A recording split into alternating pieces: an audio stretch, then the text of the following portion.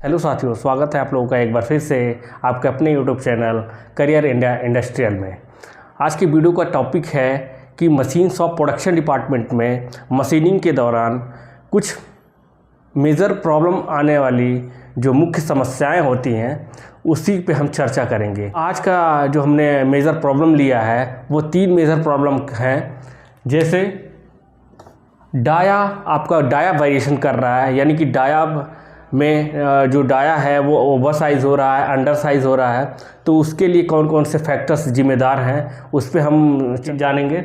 और डाया में आपके ओवलिटी आ रही है, तो ओवलिटी आने का क्या रीज़न हो सकता है और उसके लिए हमें कौन कौन से चेक पॉइंट को चेक करना चाहिए उस पर भी हम देखेंगे। तीसरा जो पॉइंट है, अगर उससे रिलेटेड जो डायमेंशंस हैं, यानी कि जो डायमेंशन हम बना रहे हैं, मेंटेन कर रहे हैं मशीनिंग के थ्रू, वो डायमेंशन में कोई वेरिएशंस आ रहा है तो उसके लिए कौन सा फैक्टर्स जिम्मेदार है और हमें क्या क्या चीज़ें चेक करनी चाहिए, आज की वीडियो में हम इन्हीं 3 टॉपिक को कवर करेंगे। और इन 3 टॉपिक को हम कैसे सुधार सकते हैं, यानी कि डाया अगर ओवर साइज़ हो रहा है या ओवलिटी आ रही है डाया में, तो उसको हम इम्प्रूव करने के लिए, उसका सॉर्ट आउट करने के लिए, उसका ट्रबल शूटिंग करने के लिए हमें कौन कौन से फैक्टर्स पे ध्यान देना है और कौन कौन से हमें पॉइंट्स को चेक करना है, ताकि हम उसको इमीडिएटली का ट्रबल शूटिंग कर सकें और उस पर हम इमीडिएटली एक्शन ले सकें और उसको करेक्ट कर सकें। तो हमने इसको 4 कैटेगरी में बांटा हुआ है। पहला कैटेगरी है टूल का फैक्टर्स, यानी कि जो हम टूल यूज़ कर रहे हैं मशीनिंग के लिए उसमें क्या क्या प्रॉब्लम्स हो सकती हैं, उसको हमें उसमें क्या क्या चेक करना है उसके बारे में हम जानेंगे। दूसरा जो फैक्टर्स है वो फिक्सचर से रिलेटेड जो फैक्टर्स हो सकते हैं उसके बारे में भी हम कवर करेंगे।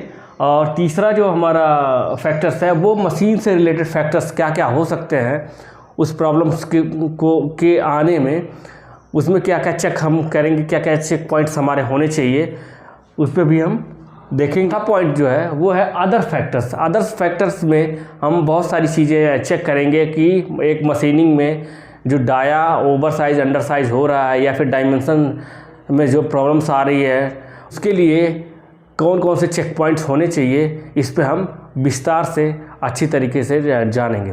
तो आइए हम शुरू करते हैं अपना फर्स्ट पॉइंट, टूल फैक्टर्स। यानी अगर हम जो टूल यूज़ कर रहे हैं टूलिंग से रिलेटेड हमें क्या क्या चीज़ें चेक पॉइंट करनी है अगर डाया में वेरिएशंस आ रहा है या डाया में ओवलिटी आ रहा है।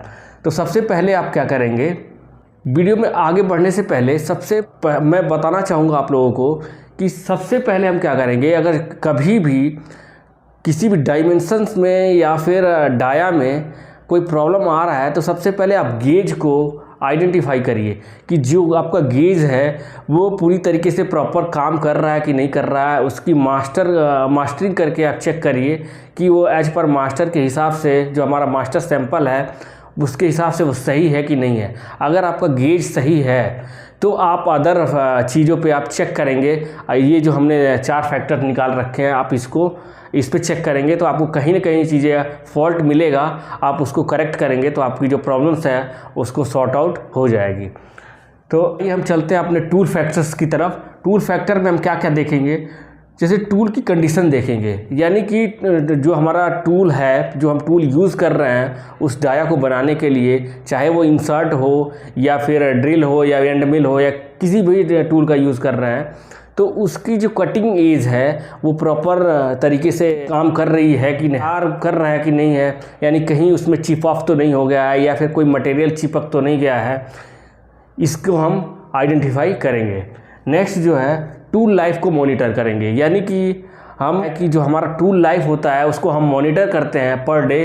तो कभी कभार ऐसा होता है कि टूल जो होता है अपने टूल लाइफ से पहले ही फेल हो जाता है और उसमें क्या है कि डिफेक्ट्स आने लगते हैं, यानी कि वो अपने जो उसके लिए जो टूल लाइफ डिसाइड किया गया है उसने उस टूल लाइफ तक पहुंचने से पहले ही वो बियर आउट हो जाता है। तो इसको भी आपको मॉनिटर करना है, आप जो टूल लाइफ मॉनिटर कर रहे हो उसको देख करके। साथ ही साथ आपको टूल की रनआउट को चेक करना है, यानी कि आपका टूल जो रनआउट है वो ओके है कि नहीं है। नेक्स्ट जो है, आप जो पुल स्टड का यूज़ कर रहे हो वो पुल स्टड एज पर प्रॉपर है कि नहीं है, कहीं उसमें डैमेज तो नहीं है, या फिर जो पुल स्टड है वो उसमें कोई किसी तरीके का कोई डिफेक्ट तो नहीं है, क्रैक वगैरह तो नहीं है, उसको भी आप आइडेंटिफाई करोगे।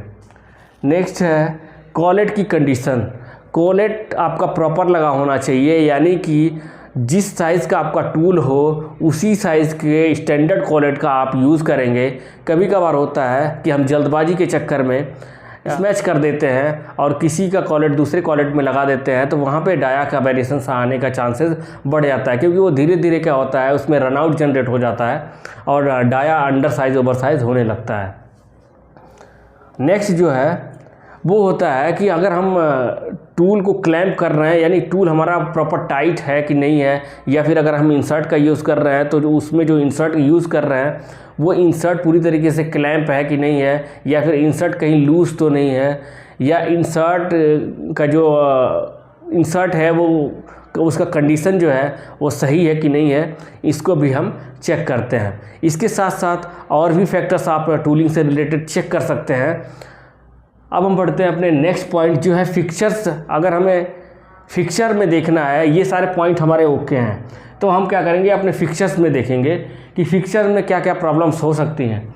तो फिक्चर्स में हम जो क्लैंप है वो क्लैंप हमारा प्रॉपर काम कर रहा है कि नहीं है, जैसे कि जो हम क्लैंप पार्ट को क्लैंप करने के लिए जो क्लैंप यूज़ कर रहे हैं वो सही तरीके से काम कर रहा है कि नहीं कर रहा है, या फिर कहीं लूज़ तो नहीं है, उसकी जो एसेसरीज़ लगी हुई है उसमें वो प्रॉपर वर्क कर रहा है कि नहीं कर रहा है, सारे चीज़ एज प्रॉपर कंडीशन में है कि नहीं है, ये सारी चीज़ें आपको चेक करनी है। नेक्स्ट है क्लैंपिंग प्रेशर का। क्लैंपिंग प्रेशर का बहुत बड़ा रोल होता है पार्ट को ओके बनाने में। अगर आपका क्लैंपिंग प्रेशर डिस्टर्ब हो गया तो आपका पार्ट कहीं ना कहीं ओके नहीं बनेगा, डाया जो है वो अंडर ओवर होगा और डायमेंशंस हमारा ओके नहीं बनेगी, तो इसको भी आपको चेक करना है। नेक्स्ट जो पॉइंट है वो है लोकेटिंग पिन, यानी कि हम पार्ट को जब भी क्लैंप करते हैं या फिर कहीं पार्ट को हम फिक्सर में लगाते हैं तो उसका एक लोकेटिंग पिन होता है। यानी लोकेटिंग पिन का मतलब ये होता है कि हर बार पार्ट को एक ही लोकेशन में लोकेट करना, लगाना, वही चीज़ होता है, उसी के लिए हम लोकेटिंग पिन का यूज़ करते हैं। तो लोकेटिंग पिन आपका प्रॉपर यूज़, यानी लोकेटिंग पिन आपका प्रॉपर वर्क करना चाहिए।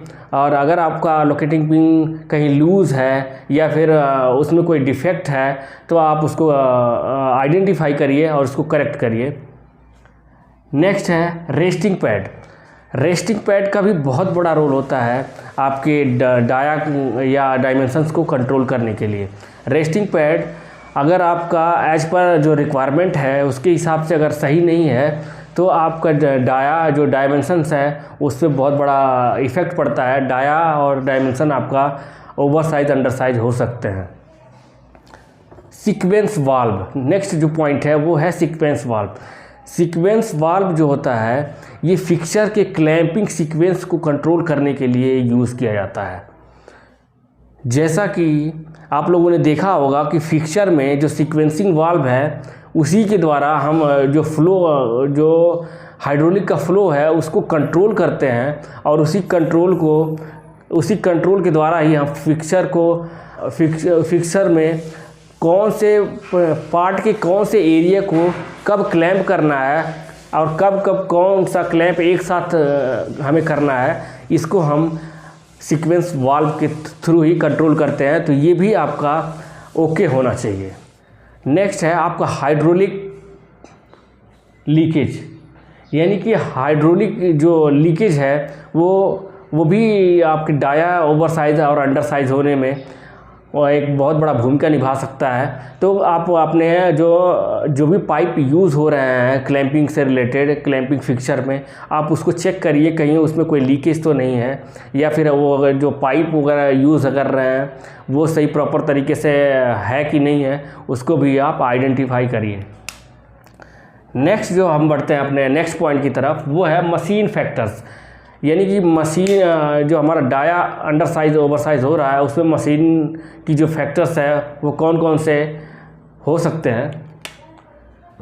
मशीन वेरिएशन, यानी कि मशीन चलते चलते उसकी लेबलिंग में धीरे धीरे क्या है वो क्या लेबलिंग उसकी गड़बड़ हो जाती है, तो मशीन क्या करता है, वाइब्रेट करने लगता है। तो वाइब्रेशन की वजह से आपके जो टूल वगैरह हैं या फिर जो रनआउट है, वाइब्रेशन की वजह से डाया आपका अंडर ओवरसाइज हो सकता है, डायमेंशंस आपका अंडर ओवरसाइज हो सकते हैं। तो आपको मशीन की वाइब्रेशन को भी चेक करना है, उसके लेबलिंग सही तरीके से प्रॉपर है कि नहीं है, इसको भी आपको मेंटेनेंस के सहायता से, मेंटेनेंस का हेल्प लेकर के आप उसको चेक कर सकते हैं। नेक्स्ट है आपको स्पिंडल की रनआउट को चेक करना है, यानी कि अगर आपका ऊपर वाले दोनों फैक्टर्स अगर आपका प्रॉपर हैं तो आपको स्पिंडल की रनआउट को भी चेक करना है कि स्पिंडल की जो रनआउट है एज पर रिक्वायरमेंट के हिसाब से सही है कि नहीं है। क्योंकि स्पिंडल की रनआउट जो होती है वो आपके जो पार्ट है उसकी एक्यूरेसी या टॉलरेंस पे डिपेंड करती है। अगर आपका टॉलरेंस 10 माइक्रोन 5 माइक्रोन के में या 15 माइक्रोन में मेंटेन करना है तो स्पिंडल का रनआउट आपका 5 से 6 माइक्रोन से ज़्यादा नहीं होना चाहिए। अदरवाइज आप 10 माइक्रोन या 5 माइक्रोन का डाया मेंटेन करने में बहुत मेंटेन नहीं कर पाएंगे। तो ये चीज़ भी आपको चेक करना है। नेक्स्ट जो है, जो भी हम टूल होल्डर को क्लैंप करने के लिए स्पिंडल में जो कॉलेट लगा होता है, जो पुल स्टड को खींचता है, कभी कभार वो भी डैमेज हो जाता है। तो वो डैमेज होने की वजह से हमारा जो पुल स्टड है हर बार एक पोजीशन नहीं ले पाता है, तो उसकी वजह से भी हमारा डायमेंशन या डाया में वेरिएशन आ सकता है। आप इसको मेंटेनेंस डिपार्टमेंट के का हेल्प लेकर के आप इसको चेक कर सकते हैं। नेक्स्ट जो पॉइंट है, एक्सिस में वेरिएशंस, यानी कि आप जिस मशीन पे वर्क कर रहे हैं, चाहे वो CNC हो या BMC हो, अगर उसकी X axis, Y axis, Z axis या बी एक्सिस में कोई वेरिएशन है या वैकलेस है, आप उसको चेक करिए, डायल के थ्रू या रिपीटेबिलिटी चेक करिए। अगर उसमें बार बार पोजीशन नहीं ले रहा है, यानी पोजीशनिंग में कहीं ना कहीं दिक्कत हो रही है, तो आप उसको इमीडिएटली करेक्ट करवाइए। वो आपका डाया में या डायमेंशन को मेंटेन करने के लिए उसका बहुत बड़ा रोल हो सकता है। नेक्स्ट, थ्रू कूलेंट का वर्किंग ना करना, यानी कि थ्रू कूलेंट को भी आपको चेक करना है। स्पिंडल में जो अभी हम थ्रू कूलेंट आता है, जो थ्रू कूलेंट अगर होल्डर का हम यूज़ कर रहे हैं तो आपका थ्रू कूलेंट काम करना चाहिए। अगर थ्रू कूलेंट काम नहीं करेगा तो आपके जो चिप्स होंगे, या अगर हम बोरिंग कर रहे हैं तो चिप्स उसके अंदर होंगे, तो उससे क्या होगा कि आपके dia over size under size बन सकते हैं। तो थ्रू कूलेंट को भी आपको आइडेंटिफाई करना है कि ये प्रॉपर वर्क कर रहा है कि नहीं कर रहा है। नेक्स्ट जो हमारा पॉइंट है वो अदर फैक्टर्स है। अदर फैक्टर्स में आपको चेक करने हैं कि ऑपरेटर हमने जो लगाया है वो प्रॉपर तरीके से वर्क कर रहा है कि नहीं कर रहा है। कहीं ऐसा तो नहीं जो WI है या फिर एज पर जो हमने उसको ट्रेनिंग दे रखी है, जैसे हमें वो मेथड है, वर्किंग मेथड है, उसके बियॉन्ड वो काम कर रहा है, कुछ अनसेफ कंडीशन का यूज़ कर रहा है। यानी कि कहने का मतलब ये है कि ऑपरेटर आपका सही तरीके से काम कर रहा है कि नहीं कर रहा है, इसको भी आपको चेक करना है। नेक्स्ट है लोडिंग अनलोडिंग का, यानी ऑपरेटर जो पार्ट को लोड कर रहा है, अनलोड कर रहा है, वो प्रॉपर सही तरीके से जैसा हमने WI में दिया हुआ है उस तरीके से कर रहा है कि नहीं कर रहा है, उसको भी आपको आइडेंटिफाई करना है। नेक्स्ट है मशीन में पैरामीटर, कोशिश करना है कि आपको पैरामीटर पे कोई भी चेंजेस ना करें, वो एज पर आपके कंट्रोल प्लान होना चाहिए। आप इसको भी एक बार चेक कर सकते हैं। नेक्स्ट है कास्टिंग का भी बहुत बड़ा रोल होता है ये प्रॉब्लम्स आने में। कभी कभार होता है अगर हम कास्टिंग लोकेटिंग कर रहे हैं, अपने पार्ट को लोकेट करने में या बट करने में, हम अगर कास्टिंग पिन का या फिर कास्टिंग पोजीशन का यूज़ कर रहे हैं और कास्टिंग में आपके अगर बर आ गया या फिर एक्स्ट्रा मटेरियल आ रहा है, तो पार्ट हमारा क्या होगा, जब भी क्लैंप होगा, डी क्लैंप होगा, तो उसको डिफॉर्म कर देगा या अपने पोजीशन से वो अपना पोजीशन आउट कर सकता है। जैसे ही हम उसको मशीनिंग के बाद उसको डी क्लैंप करेंगे तो वो अपने पुनः फिर उसी कंडीशन में वापस चला आएगा। तो इस तरीके से आपका डाया जो होगा अंडर साइज ओवर साइज हो सकता है। नेक्स्ट है कूलेंट कंसंट्रेशन का प्रॉपर ना होना। आपको कूलेंट की कंसंट्रेशन को चेक करनी है कि जो एज पर हमारा स्टैंडर्ड है, एज पर कंट्रोल प्लान है, उसके हिसाब से कूलेंट का कंसंट्रेशन है कि नहीं है। यानी कि जैसे कि अगर मान लीजिए आपका कूलेंट कंसंट्रेशन 6 से 9 है, तो वो आपका कूलेंट कंसंट्रेशन 6 से 9 होना चाहिए। साथ ही साथ आपको ये भी चेक करना है कि जो कूलेंट है, हमारे कूलेंट का जो टैंक है वो प्रॉपर क्लीन है कि नहीं है। उसमें कहीं ऐसा तो नहीं है कूलेंट हमारा बहुत ज़्यादा गंदा हो चुका है और उसमें छोटी छोटी चिप्स आ गए हैं, तो इसको भी आपको चेक करना। नेक्स्ट है कूलेंट का टेम्परेचर। यानी कि कभी कभार ऐसा होता है कि हमारे पार्ट्स जो होते हैं और जो पार्ट्स बन रहे होते हैं, दोनों के टेम्परेचर में मिसमैच होता है। तो जो अगर हमारा पार्ट जिस टेम्परेचर पे हमारा पार्ट बन रहा है और उससे कम टेम्परेचर पे अगर हमारा पार्ट चेक हो रहा है, तो वहाँ पे क्या होता है, डाया वेरिएशंस होने के चांसेस होते हैं।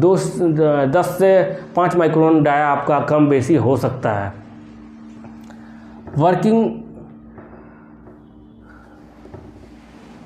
वर्किंग मेथड में कोई चेंज, यानी कि मान लीजिए अगर आपने कहीं भी बोरिंग कर रहे हो, तो बोरिंग में पहले आपने कोई ड्रिल का यूज़ करते थे, यानी कि 2 प्री ड्रिल चलाते थे, और बाद में आप कहीं ना कहीं आपने उसमें चेंज कर दिया और चेंज करके आप सिर्फ एक बोरिंग बार का यूज़ कर रहे हैं। और जैसे आपका मटेरियल कहीं ना कहीं अगर कास्टिंग में मटेरियल ज़्यादा आ गया, तो वो क्या करता है, मटेरियल ज़्यादा होने की वजह से या फिर कम होने की वजह से dia under size over size होने के चांसेस हो सकते हैं। इसको भी आपको आइडेंटिफाई करना है। अगर आप लोग ये जो पॉइंट्स हमने काम करते हो, तो आप अपने प्रॉब्लम्स को इमीडिएटली या जल्दी से जल्दी सॉर्ट आउट कर पाओगे और अपने जो रिजेक्शंस को काफ़ी हद तक कंट्रोल कर पाएंगे और अपने जो मशीनिंग की प्रोडक्टिविटी है उसको इम्प्रूव कर पाएंगे।